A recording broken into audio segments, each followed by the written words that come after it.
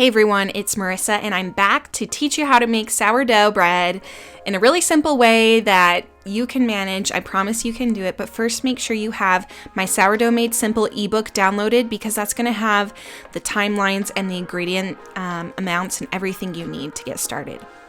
So following along with the guide, we're going to start the night before and we're going to feed our starter.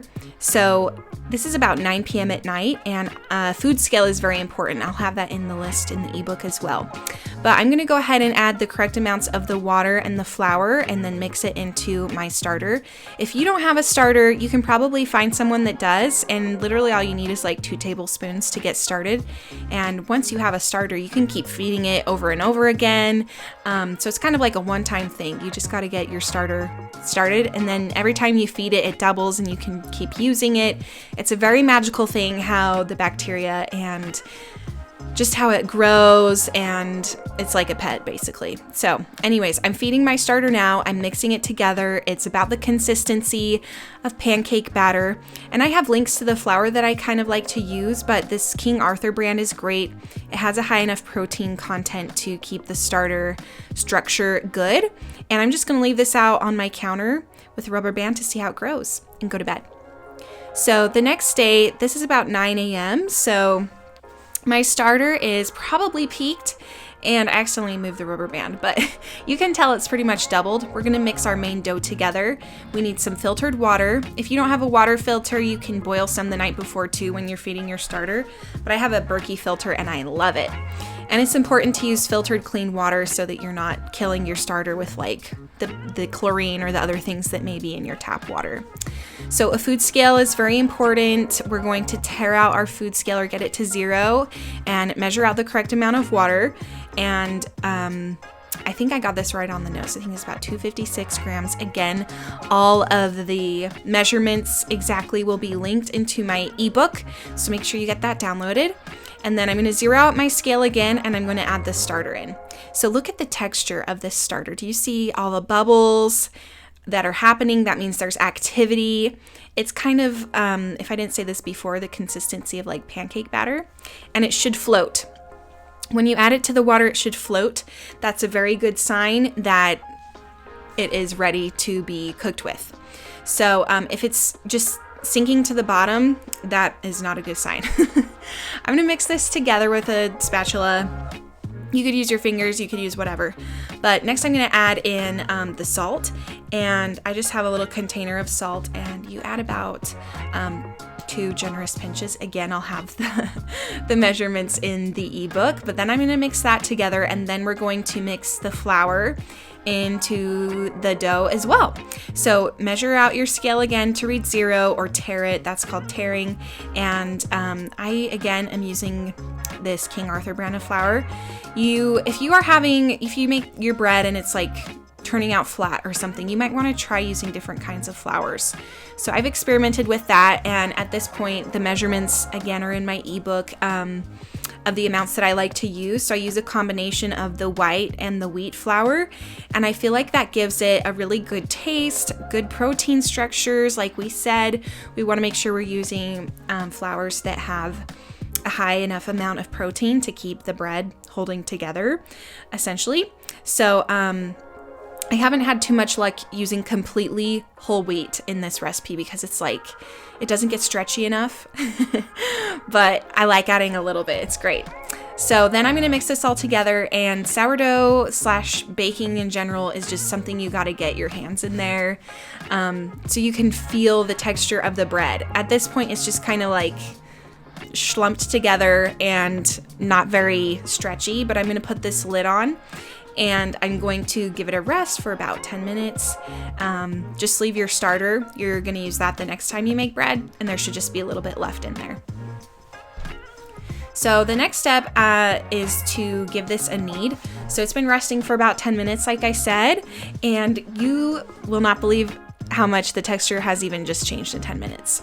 So a pro tip is before you start handling your dough to get your hands wet with water, because then the dough won't stick to your hands. And you can see how the texture has already gotten more stretchy.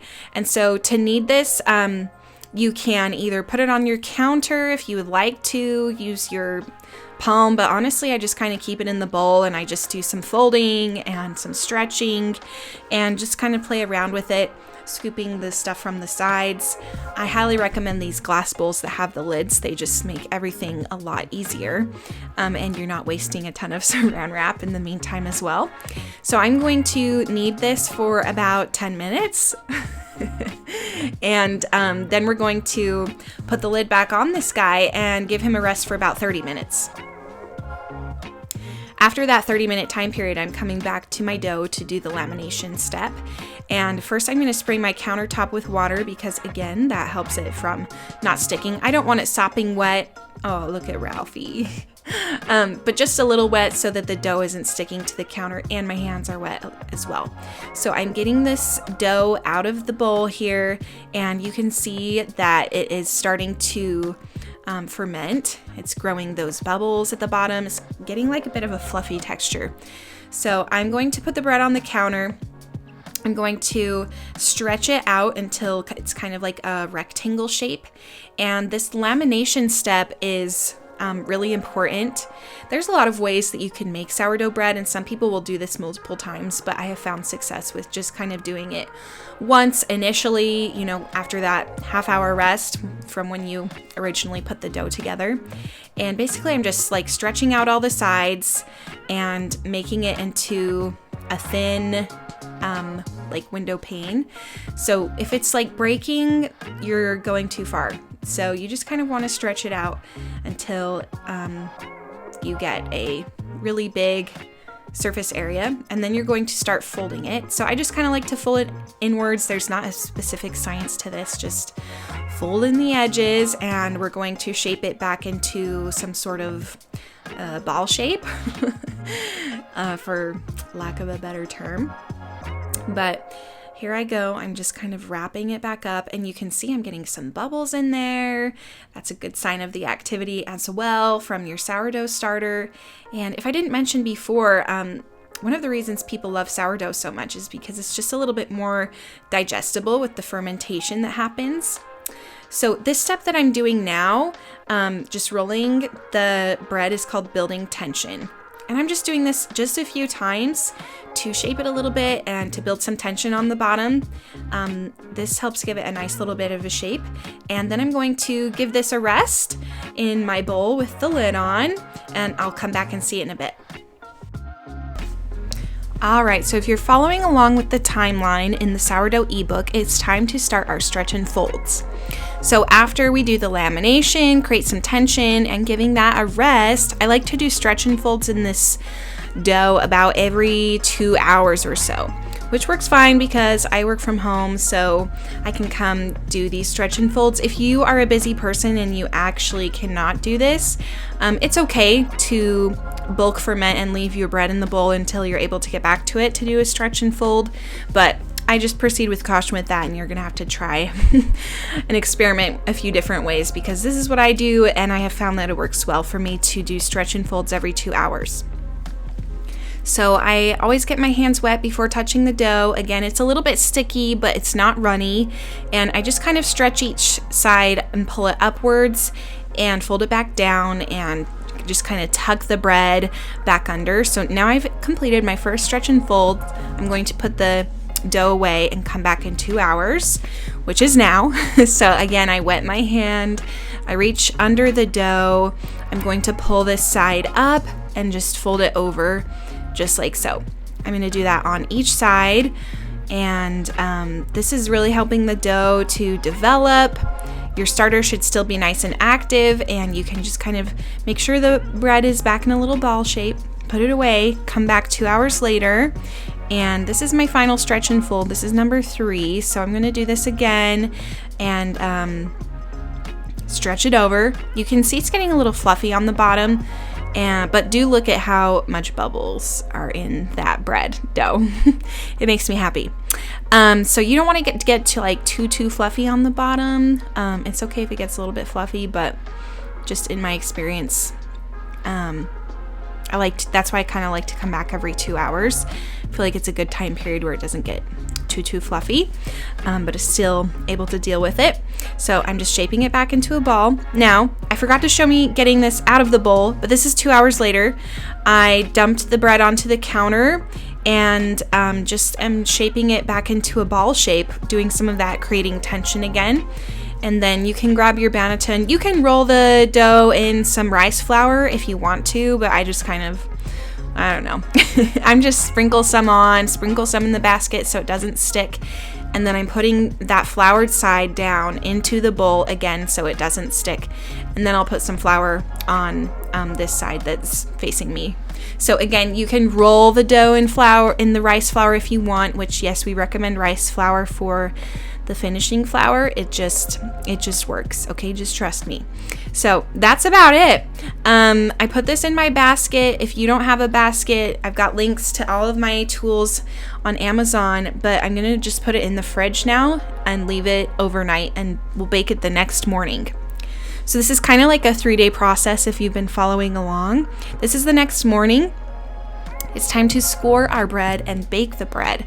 So this is the fun part. You're gonna need this Dutch oven combo cooker. It is the best for baking bread.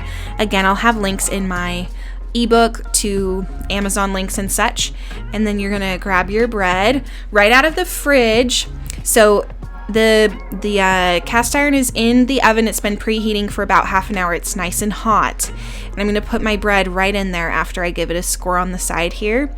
So you just want to make sure that your cast iron is hot, ready to go, and don't get your bread out until then. Score it right out of the fridge, put it into the hot oven, and you're going to leave it to cook for about 30 minutes with the lid on.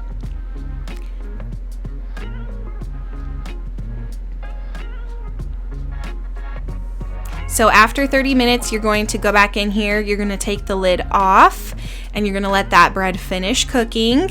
This is the exciting part because you can see all of your hard work coming to fruition, but it's not quite done yet. It needs about 20 more minutes in the oven, and then you can pop it out once it is completely finished.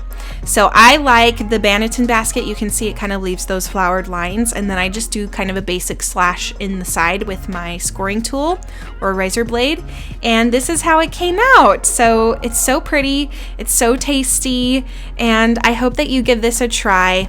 If at first you don't succeed, try again, because bread is definitely a process, and I've been working on this for years to get this down. So keep trying. Let me know if you need any help. And again, make sure to check out my resources in the description box below. Happy baking, everyone.